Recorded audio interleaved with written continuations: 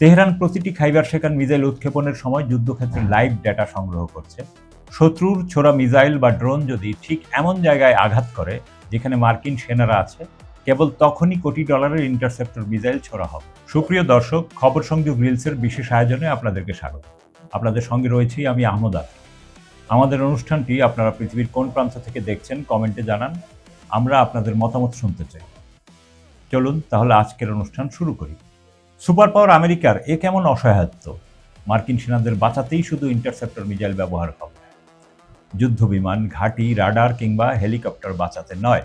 মার্কিন সামরিক বাহিনীর অস্ত্রভাণ্ডারে এখন ইতিহাসের সবচেয়ে চরম সংকট। পেন্টাগনের সাম্প্রতিক এক গোপন ও চাঞ্চল্যকর সিদ্ধান্তের খবর ফাঁস করেছে মার্কিন গণমাধ্যম এনবিসি নিউজ। দুইজন উচ্চপদস্থ মার্কিন সামরিক কর্মকর্তার বরাতে জানানো হয়েছে, মধ্যপ্রাচ্যে ইরান ও তার সমর্থিত গোষ্ঠীগুলোর অনবরত ক্ষেপণাস্ত্র হামলার কারণে আমেরিকার ইন্টারসেপ্টর মিসাইলের আকাশ প্রতিরক্ষা মিসাইল মজুদ বিপজ্জনকভাবে ফুরিয়ে এসেছে। এর ফলে মার্কিন কমান্ডাররা এখন এক চরম ও নির্মম নীতি গ্রহণ করেছেন। সেটি হলো শুধু মানুষের জীবন বাঁচাও, যন্ত্রপাতি নয়। শত্রুর ছোড়া মিসাইল বা ড্রোন যদি ঠিক এমন জায়গায় আঘাত করে যেখানে মার্কিন সেনারা আছে, কেবল তখনই কোটি ডলারের ইন্টারসেপ্টর মিসাইল ছোড়া হবে। কোনো ড্রোন বা মিসাইল যদি মার্কিন ঘাঁটির অত্যন্ত মূল্যবান রাডার সিস্টেম, রানওয়ে কিংবা পার্ক করে রাখা ফাইটার জেট বা হেলিকপ্টারের দিকেও ধেয়ে আসে এবং সেখানে যদি কোনো সেনার প্রাণহানির ঝুঁকি না থাকে, আমেরিকা আর মিসাইল খরচ করে তা বাঁচাবে। মার্কিন নীতি নির্ধারকদের মতে, কোটি টাকার যুদ্ধ বিমান বা রাডার ধ্বংস হলে তা পরে টাকা দিয়ে কেনা যাবে, কিন্তু এখন মিসাইল ফুরিয়ে গেলে সেনাদের জীবন বাঁচানো অসম্ভব হয়ে পড়ে। যদিও ইন্টারসেপ্টর মিসাইল ব্যবহার করেও মার্কিন সেনাদের বাঁচানো সম্ভব হচ্ছে না।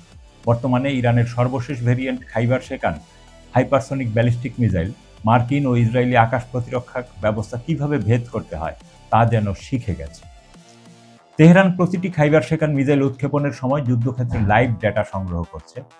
তারা প্রতিনিয়ত এর গতিপথ পরিবর্তন এবং নিখুঁত কৌশল পরিমার্জন করছে, যার ফলে আমেরিকার প্যাট্রিয়ট, থার্ড এবং ইসরায়েলের অ্যারো সিস্টেম এগুলোকে মাঝ আকাশে আটকাতে পুরোপুরি হিমশিম খাচ্ছে। একদিকে আমেরিকার ইন্টারসেপ্টর মিসাইলের চরম অভাব, অন্যদিকে ইরানের এই অপ্রতিরোধ্য মিসাইলের মারপ্যাচ, সব মিলিয়ে মধ্যপ্রাচ্যে সুপার পাওয়ার আমেরিকার এখন পিছুটান সত্যিই অভাবনীয়। অপরদিকে এবার ইরান থেকে প্রায় 4000 কিলোমিটার দূরে যুক্তরাজ্যের মূল ভূখণ্ডের RAF ফেয়ারফোর্ড ঘাঁটিতে হামলার হুঁশিয়ারি দেওয়া হলো। মধ্যপ্রাচ্যের সংঘাত এবার আর কোনো আঞ্চলিক গণ্ডির মধ্যে সীমাবদ্ধ নেই। ইরানের বাহিনী স্পষ্ট জানিয়ে দিয়েছে, তেহরানের আঘাত এবার সরাসরি আছড়ে পড়তে পারে ইউরোপের মাটিতে। যুক্তরাষ্ট্রের গ্লুচেস্টারশায়ারে অবস্থিত বিমান ঘাঁটি RAF ফেয়ারফোর্ডকে যুদ্ধের একটি বৈধ লক্ষ্যবস্তু ঘোষণা করে বিশ্বকে মূলত কাঁপিয়ে দিল ইরান। পারস্য উপসাগরে চলমান তীব্র সংঘাতের কারণে মধ্যপ্রাচ্যে মার্কিন যুদ্ধাস্ত্র ও ক্রুজ মিসাইলের মজুদ তলানিতে ঠেকেছে, আর এই ঘাটতি মেটাতে মার্কিন সামরিক বাহিনী যুক্তরাজ্যের এই RAF ফেয়ারফোর্ড ঘাঁটি থেকে তাদের অন্যতম ধ্বংসাত্মক B-1 ল্যান্সার ভারী বোমারু বিমান উড়িয়ে সরাসরি ইরানের ভূখণ্ডে বিধ্বংসী বিমান হামলা চালাচ্ছে। যুক্তরাজ্যের নতুন প্রধানমন্ত্রী অ্যান্ডি বার্নহ্যাম ক্ষমতা গ্রহণের পরেই ওয়াশিংটনের সাথে চুক্তি বজায় রেখে মার্কিন বিমান বাহিনীকে ইরানের বিরুদ্ধে এই ব্রিটিশ ঘাঁটি ব্যবহারের আনুষ্ঠানিক অনুমতি দেন।